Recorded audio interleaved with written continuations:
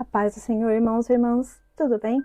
É com muita alegria reencontrar cada um de vocês para mais um dia pelo nosso propósito de 66 dias no livro de Isaías. Existem notícias que mudam completamente o rumo de um dia. Às vezes basta uma ligação, uma mensagem, uma conversa inesperada e de repente, aquilo que parecia seguro começa a balançar. O coração acelera, a mente corre e sem quase perceber, o medo começa a ocupar um espaço que antes era da esperança. Talvez todos nós já tenhamos vivido dias assim, dias, meses, semanas. Dias em que o problema parece muito maior do que a nossa capacidade de enfrentá-lo. Dias em que a pergunta não é mais o que vai acontecer, mas será que Deus continua comigo? Foi exatamente no momento assim que Isaías encontrou o rei Acaz, não diante de um homem forte, mas diante de um homem dominado pelo medo. E o mais curioso é que Deus não começa oferecendo uma estratégia, ao contrário, ele oferece simplesmente a sua presença. Hoje não precisamos responder nenhuma dessas perguntas. Vamos nos permitir que a própria palavra nos conduza. Portanto, respirem fundo, acalmem o vosso coração, silenciem tudo que tiver ao vosso redor, se vocês puderem. Porque a partir de agora, quem fala é a palavra de Deus. Vamos lá? Isaías, capítulo 7. A versão que eu leio é a NVT. Mas se a sua versão for diferente da minha, não tem problema. Basta apenas me acompanhar. Vamos lá? A mensagem para Acaz. Quando Acaz, filho de Jotão e neto de Uzias, era rei de Judá, Rezim, rei da Síria, e Peca, filho de Remalias, rei de Israel, saíram para atacar Jerusalém. Contudo, não conseguiram executar o seu plano. Havia chegado à corte de Judá a seguinte notícia: a Síria se aliou com Israel contra nós. O coração do rei e de seu povo estremeceu de medo, como árvores que se agitam numa tempestade. Então o Senhor disse a Isaías: pegue o seu filho, Sear-Jazubé, e vá encontrar-se com o rei Acaz.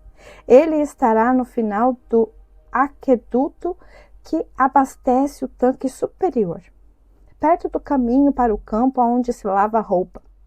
Diga a Acaz que pare de se preocupar e que não precisa ter medo da ira ardente daquelas duas brasas apagadas.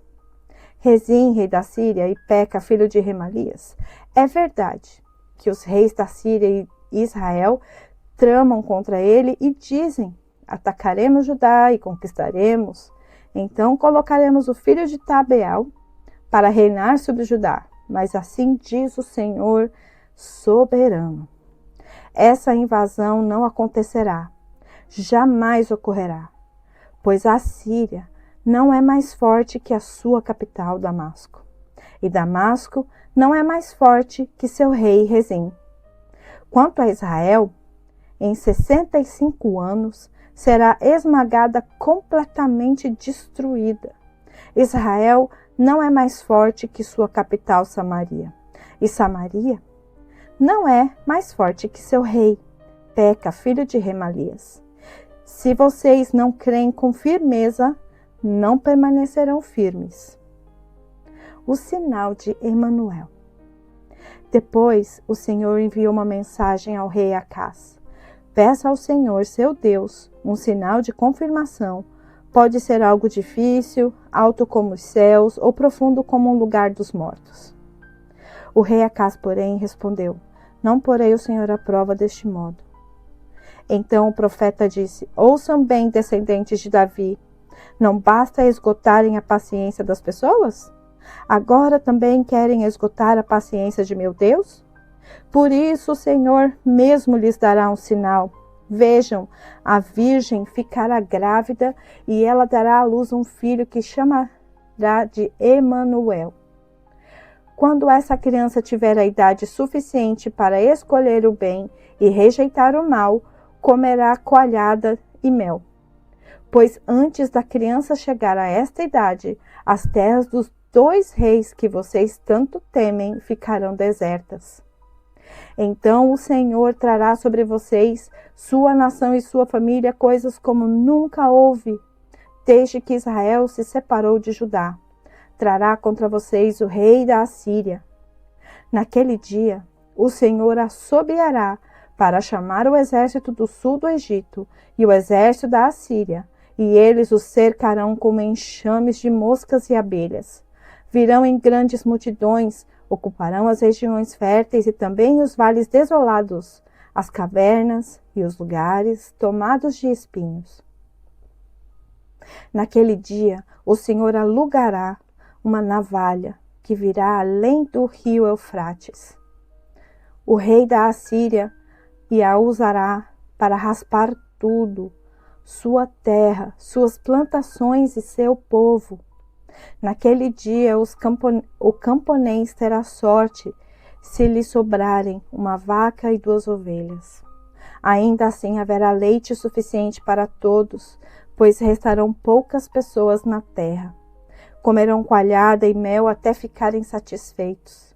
Naquele dia os vinhedos prósperos, que hoje valem 1000 peças de prata, se tornarão terrenos cheios de espinhos e mato. Toda a terra ficará coberta de espinhos e mato, e será uma região de caça cheia de animais selvagens.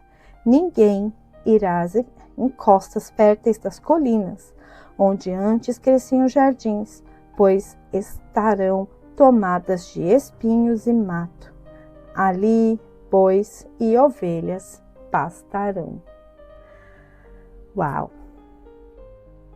Uau! Essa leitura ela mexe com a gente profundamente. O medo tem uma maneira muito sutil e silenciosa de agir. Ele nos faz acreditar que estamos sozinhos e que precisamos resolver tudo imediatamente. Que se não encontrarmos uma saída, tudo estará perdido. No início da nossa caminhada, nós falamos sobre isso, sobre aqueles dias que o coração parece perder a paz. E Isaías nos mostrou algo extraordinário. Antes de Deus mudar as circunstâncias, ele quis fortalecer a confiança. Acás olhou para os inimigos, Deus pediu que ele olhasse para a promessa, e talvez esta seja uma das maiores lutas da nossa caminhada. Todos os dias decidimos para onde vamos dirigir o nosso olhar, para o medo ou para Deus. Foi neste contexto que nasceu uma das promessas mais conhecidas das Escrituras Sagradas. A Virgem ficará grávida e dará à luz a um filho, que se chamará Emanuel. Deus conosco. Talvez esta seja a resposta que muitos de nós precisávamos ouvir hoje. Nem sempre Deus muda tudo imediatamente, ou nem sequer muda imediatamente o cenário, mas Ele promete caminhar conosco dentro dele. Hoje eu gostaria que essa resposta que a gente busca fosse esta: Deus está comigo. Portanto, vamos escrever esta frase nos comentários, não como slogan, mas como uma declaração de fé a Deus. E guardemos juntos este versículo: tudo acontecerá porque Deus está conosco. Mas antes de nos despedirmos, hoje nós aprendemos que o medo tenta roubar a nossa confiança, mas amanhã Isaías nos mostrará o que acontece quando um povo insiste em não ouvir a voz de Deus. E descobriremos que toda decisão produz um caminho, e eu espero que vocês encontrem eles comigo. Amanhã nós nos encontraremos exatamente aqui neste canal, e eu espero que vocês estejam comigo, porque o capítulo de amanhã será emocionante. Que Deus abençoe vocês, que o dia de vocês seja próspero, e até lá. Tchau, tchau.